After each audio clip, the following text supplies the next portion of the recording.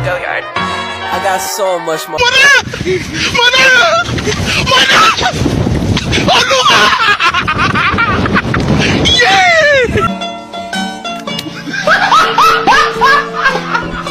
Are ya ready, kids? Aye, aye, Captain! I can't hear you! Aye, aye, Captain! Oh! Fucking design on right now. Break it down, bring it back, make it clap. I got 3 old thoughts, new guap, where that thing. Bitches on my line, and you know. Assalamualaikum warahmatullahi wabarakatuh. Salam Om Swastiastu, Namo Buddhaya, salam kebajikan. Perkenalkan, nama saya Najira Syapna Ayudhya Rahman Barito dengan NIM 22101233200023 dari Program Studi Bimbingan dan Konseling Fakultas FKIP Universitas Lambung Mangkurat. Adanya video saya pada kali ini yaitu untuk memenuhi tugas akhir semester pada mata kuliah Psikologi Belajar yang diampu oleh Ibu Dr. Sulistiana MPD. Baik teman-teman, di sini saya akan membawakan topik tentang dosa-dosa pendidikan. Dalam dosa-dosa pendidikan itu ada 3 teman-teman. Yang pertama ada kekerasan seksual, yang kedua perundungan, dan yang ketiga adalah intoleransi. Di sini saya hanya akan berfokus pada satu topik, yaitu perundungan.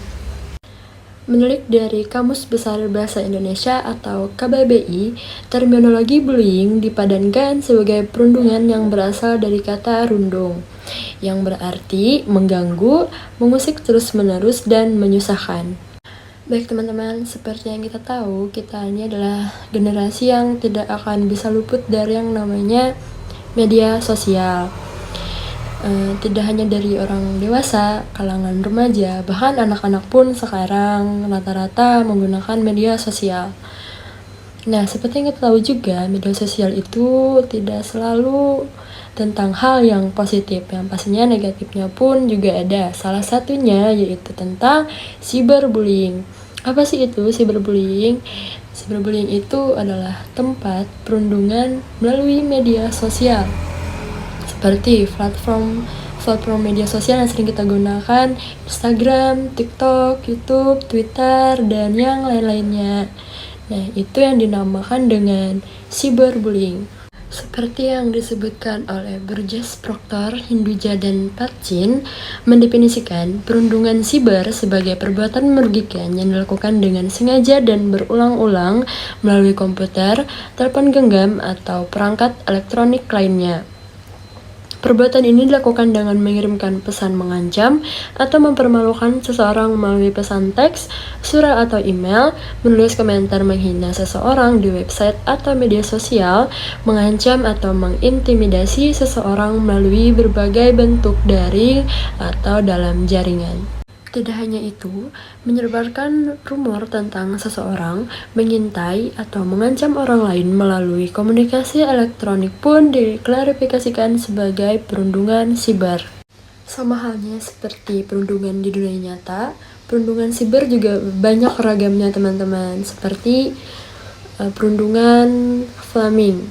Nah, flaming itu merupakan tindakan yang dilakukan seseorang dengan mengirimkan kata-kata kasar atau vulgar kepada suatu kelompok online.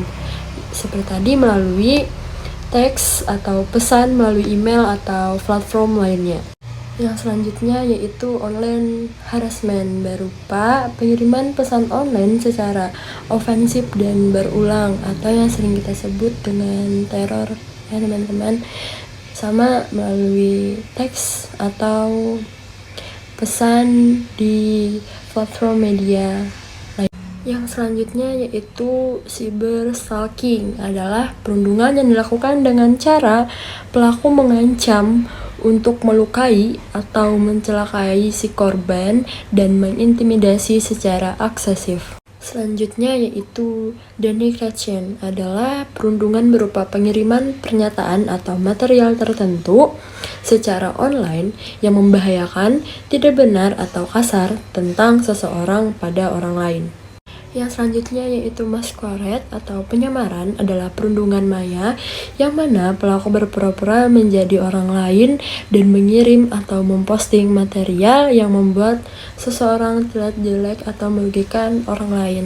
Yang selanjutnya adalah outing, yaitu perundungan dengan mengirim atau mengunggah material seseorang yang berisi tentang informasi pribadi, sensitif atau memalukan, termasuk meneruskan pesan atau gambar pribadi dengan muatan pesan yang sama.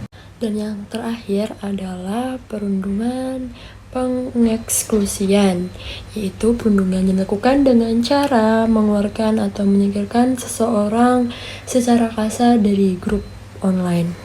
Aneka macam bentuk perundungan siber tersebut dapat menimbulkan dampak secara fisik, psikis maupun sosial bagi remaja.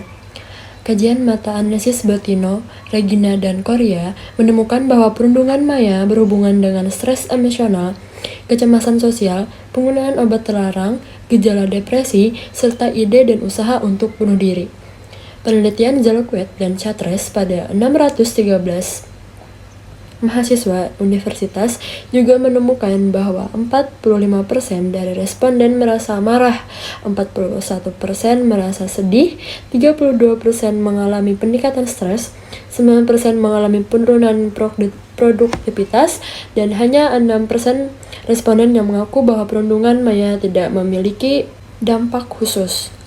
Hasil penelitian Gini dan Pozzoli juga mengungkapkan bahwa siswa yang mengalami perundungan di dunia maya memiliki kemungkinan 2 kali lebih besar untuk mengalami dampak kesehatan negatif seperti sakit kepala dan sakit perut dibandingkan mereka yang tidak mengalaminya. Korban perundungan juga cenderung menderita frustasi, mengalami kecemasan, dan depresi. Kajian lain juga menunjukkan bahwa perundungan maya berpengaruh pada kehidupan akademis remaja. Sebuah penelitian menunjukkan bahwa siswa yang terlibat dalam perilaku perundungan memiliki risiko lebih tinggi untuk mengalami masalah akademis. Mereka cenderung sulit berkonsentrasi, memiliki nilai yang rendah, dan memiliki tingkat kehadiran di sekolah yang tinggi. Nah, mungkin dari teman-teman sebagian ada yang bertanya apa aja sih akibat dari perundungan cyberbullying ini bagi korban. Nah, perundungan siber ini juga memiliki dampak yang jangka panjang, teman-teman. Hasil studi yang dilakukan kajian Hinduja dan Pachin menunjukkan bahwa remaja yang pernah menjadi korban perundungan siber, mereka juga memiliki kecenderungan untuk terlihat dalam perilaku agresif atau kekerasan ketika mereka sudah dewasa. Proses demikian terjadi kemungkinan karena selama mereka menjadi korban, mereka juga belajar perilaku agresif. Kajian Center for Disease Control juga menunjukkan bahwa remaja yang terlibat dalam perilaku bullying memiliki risiko lebih besar dalam menggunakan obat-obatan terlarang. Pada tingkat yang lebih parah, perundungan maya juga dapat mendorong korbannya untuk melakukan bunuh diri. Nah, kenapa sih sekarang itu semakin marak di dunia maya tentang yang membuli-buli seperti teman-teman? Nah, di sini Pachin dan Hinduja menyebutkan di dunia maya, pelaku perundungan dapat menciptakan identitas anonim. Misal mereka membuat akun sosial media palsu karena faktor anonimitas tersebut menyebabkan korban sulit untuk mengidentifikasi pelaku perundungan, sehingga pelaku dapat menghindarkan diri dari balas dendam dan tanggung jawab. Lebih jauh lagi, Pachin dan Hinduja menjelaskan bahwa adanya anggapan tentang anonimitas perasaan aman dan terlindungi ketika berada di belakang layar komputer membantu membebaskan individu dari pemaksaan, tekanan oleh masyarakat, suara hati nurani, moralitas, dan etika untuk berperilaku dalam kebiasaan normatif secara tradisional. Sifat dari internet memungkinkan individu untuk kehilangan kontak emosional dengan orang yang mereka ajak berkomunikasi. Fenomena demikian sering dikenal dengan istilah disinhibisi. Nah, dari guru BK sendiri, ada nggak sih solusinya dari kasus tersebut?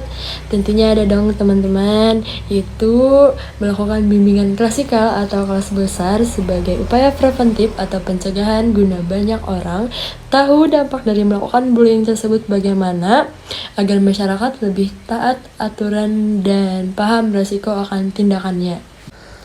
Sekian penjelasan yang dapat saya sampaikan pada topik kali ini. Jika ada kurang dan salah, saya mohon maaf sebesar-besarnya. Semoga apa yang saya sampaikan dapat bermanfaat bagi yang menonton. Saya Najira Syapna, izin pamit undur diri. Terima kasih telah menonton sampai akhir. Assalamualaikum warahmatullahi wabarakatuh. Annyeong.